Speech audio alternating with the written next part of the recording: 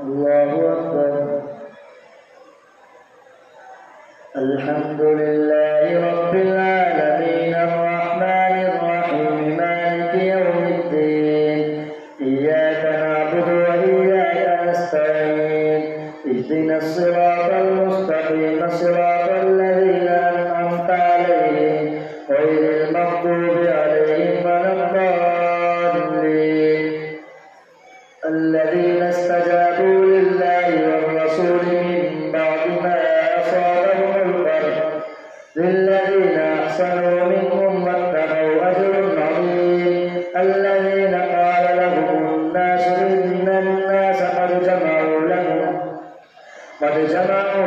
فاخشوهم فزادهم إيمانا وقالوا حسبنا الله ونعم الوكيل فانقلبوا بنعمة من الله وفضل لم يمسسهم سوء واتبعوا رضوان الله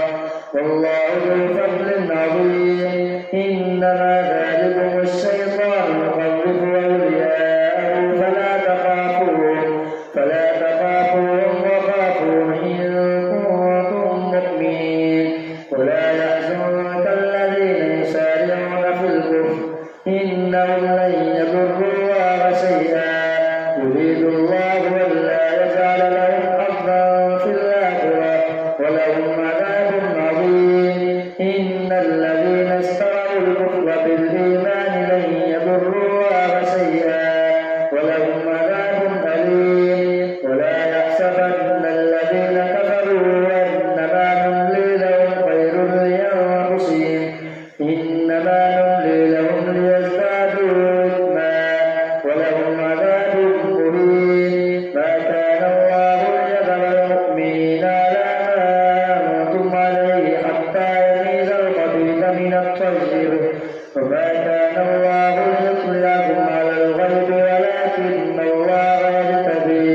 ولكن الله يجتبي من رسله من يشاء فآمنوا بالله ورسله وإن تؤمنوا وتتقوا فلكم أجر عظيم ولا يحسبن الذين يبخلون بما آتاهم الله من فضله هو خيرا لهم بل هو شر لهم سيطوقون ما بخلوا به يوم القيامة ولله ميراث السماوات والأرض والله بما تعملون خبير لقد سمع الله قول الذين قالوا إن الله فقير ونحن أغنياء سنكتب ما قالوا وقتلهم الأنبياء بغير حق ونقول ذوقوا عذاب الحريق ذلك بما قدمت أيديكم وأن الله ليس بظلام للعبيد الذين قالوا إن الله عهد إلينا ألا نؤمن لرسول حتى يأتينا بقربان تأكله النار قل قد جاءتكم رسل من قبلي بالبينات وبالذي قلتم فلم قتلتموهم إن كنتم صادقين فإن كذبوك فقد كذب رسل من قبلك جاءوا بالبينات والزبر والكتاب المنير كل نفس ذائقة الموت وإنما توفون أجوركم يوم القيامة فمن زحزح عن النار وأدخل الجنة فقد فاز وما الحياة الدنيا إلا متاع الغرور لتبلغن في أموالكم وأنفسكم ولتسمعن من الذين أوتوا الكتاب من قبلكم ومن الذين أشركوا أذى كثيرا وإن تصبروا وتتقوا فإن ذلك من عزم الأمور وإذ أخذ الله ميثاق الذين أوتوا الكتاب لتبيننه للناس ولا تكتمونه فنبذوه وراء ظهورهم واشتروا به ثمنا قليلا فبئس ما يشترون لا تحسبن الذين يفرحون بما آتوا ويحبون أن يحمدوا بما لم يفعلوا فلا تحسبن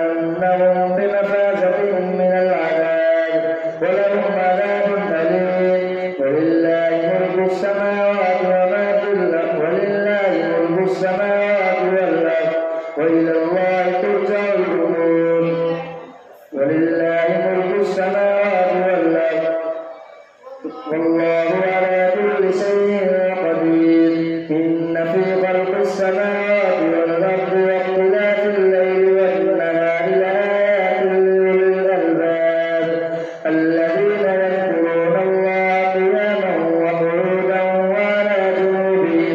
وعلى جنوبهم ويتفكرون في خلق السماوات والأرض ربنا ما خلقت هذا باطلا سبحانك فقنا عذاب النار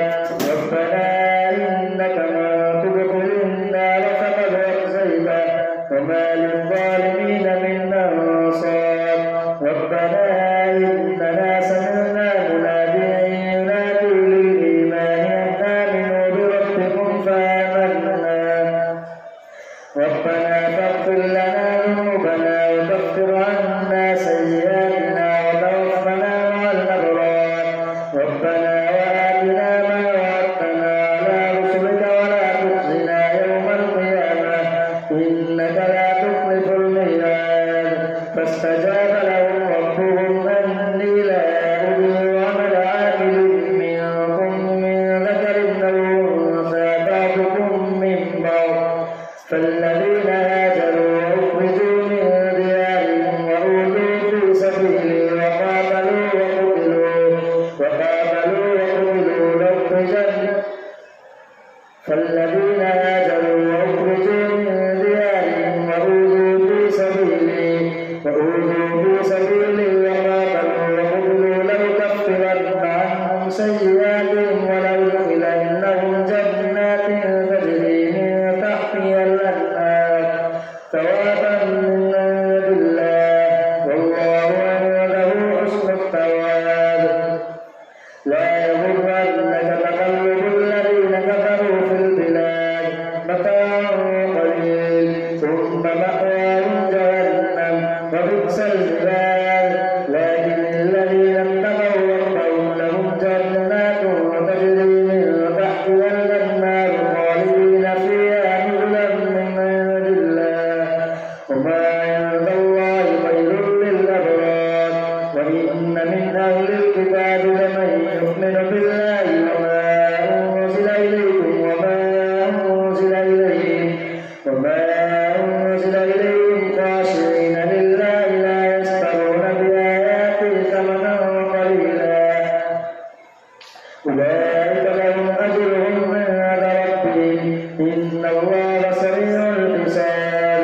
يا أيها الذين آمنوا اصبروا وصابروا ورابطوا واتقوا الله لعلكم تفلحون الله أكبر سمع الله لمن حمده الله أكبر الله أكبر الله أكبر الله أكبر الحمد لله رب العالمين الرحمن الرحيم مالك يوم الدين إياك نعبد وإياك نستعين اهدنا الصراط المستقيم صراط الذين أنعمت عليهم غير المغضوب عليهم ولا الضالين يا أيها الناس اتقوا ربكم الذي خلقكم من نفس واحدة وخلق منها زوجها وبث منهما رجالا كثيرا ونساء واتقوا الله الذي تساءلون به والأرحام إن الله كان عليكم رقيبا وآتوا اليتامى أموالهم ولا تتبدلوا الخبيث بالطيب ولا تأكلوا أموالهم إلى أموالكم إنه كان حوبا كبيرا وإن خفتم ألا تقسطوا في اليتامى فانكحوا ما طاب لكم من النساء مثنى وثلاث ورباع فإن خفتم ألا تعدلوا فواحدة أو ما ملكت أيمانكم ذلك أدنى ألا تعولوا وآتوا النساء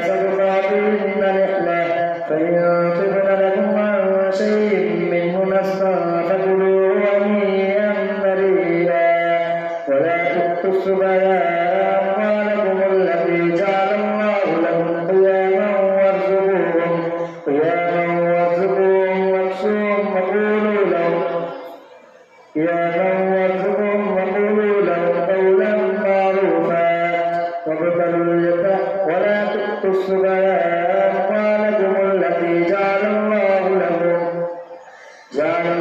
لكم قياما وارزقوهم فيها واكسوهم وقولوا لهم قولا معروفا وابتلوا اليتامى حتى إذا بلغوا النكاح فإن آنستم منهم رشدا فادفعوا إليهم أموالهم ولا تأكلوها إسرافا وبدارا أن يكبروا ومن كان غنيا فليستعفف ومن كان فقيرا فليأكل بالمعروف فإذا دفعتم إليهم أموالهم فأشهدوا عليهم وكفى بالله حسيبا للرجال نصيب مما ترك الوالدان والأقربون وللنساء نصيب مما ترك الوالدان والأقربون مما قل منه ويكثر نصيبا مفروضا وإذا حضر القسمة أولو القربى واليتامى والمساكين فارزقوهم منه وقولوا لهم قولا معروفا وليخشى الذين لو تركوا من خلفهم ذرية ضعافا خافوا عليهم فليتقوا الله وليقولوا قولا سديدا إن الذين يأكلون أموال اليتامى ظلما إنما يأكلون في بطونهم نارا وسيصلون سعيرا يوصيكم الله في أولادكم للذكر مثل حظ الأنثيين فإن كن نساء فوق اثنتين فلهن ثلثا ما ترك وإن كانت واحدة فلها النصف ولأبويه لكل واحد منهما السدس مما ترك إن كان له ولد فإن لم يكن له ولد وورثه أبواه فلأمه الثلث فإن كان له إخوة فلأمه الثلث من بعد وصية يوصي بها أو دين آباؤكم وأبناؤكم لا تدرون أيهم أقرب لكم نفعا فريضة من الله إن الله كان عليما حكيما ولكم نصف ما ترك أزواجكم إن لم يكن لهن ولد فإن كان لهن ولد فلكم الربع مما تركن من بعد وصية يوصين بها أو دين ولهن الربع مما تركتم إن لم يكن لكم ولد فإن كان لكم ولد فلهن الثمن مما تركتم من بعد وصية توصون بها أو دين وإن كان رجل يورث كلالة أو امرأة وله أخ فلكل واحد منهما السدس فإن كانوا أكثر من ذلك فهم شركاء في الثلث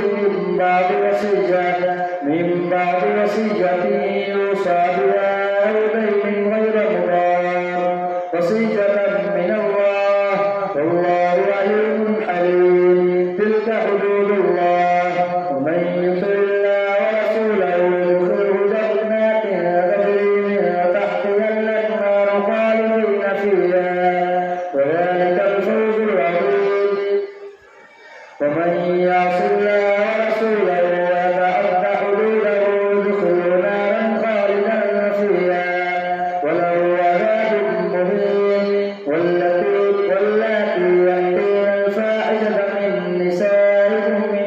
واللاتي يأتين الفاحشة من نسائكم فاستشهدوا عليهن أربعة منكم فإن شهدوا فأمسكوهن في البيوت حتى يتوفاهن الموت أو يجعل الله لهن سبيلا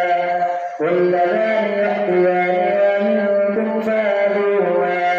فإن تابا وأصلحا فأعرضوا عنهما إن الله كان توابا رحيما إنما التوبة على الله للذين يعملون السوء بجهالة ثم يتوبون من قريب فأولئك يتوب الله عليهم وكان الله عليما حكيما وليست التوبة للذين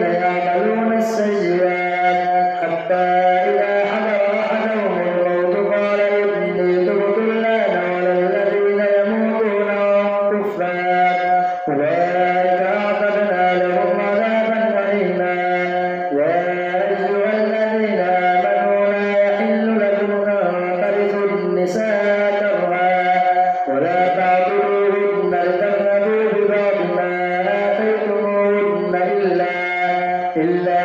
أن يأتين بفاحشة مبينة وعاشروهن بالمعروف فإن كرهتموهن فعسى أن تكرهوا شيئا ويجعل الله فيه خيرا كثيرا وإن أردتم استبدال زوج مكان زوج وآتيتم إحداهن قنطارا فلا تأخذوا منه شيئا فتأخذونه بهتانا وإثما مبينا وكيف تأخذونه وقد أفضى بعضكم إلى بعض وأخذن منكم ميثاقا غليظا ولا تنكحوا ما نكح آباؤكم من النساء إلا ما قد سلف إنه كان فاحشة ومقتا وساء سبيلا حرمت عليكم أمهاتكم وبناتكم وأخواتكم وعماتكم وخالاتكم وبنات الأخ وبنات الأخت وأمهاتكم اللاتي أرضعنكم وأمهات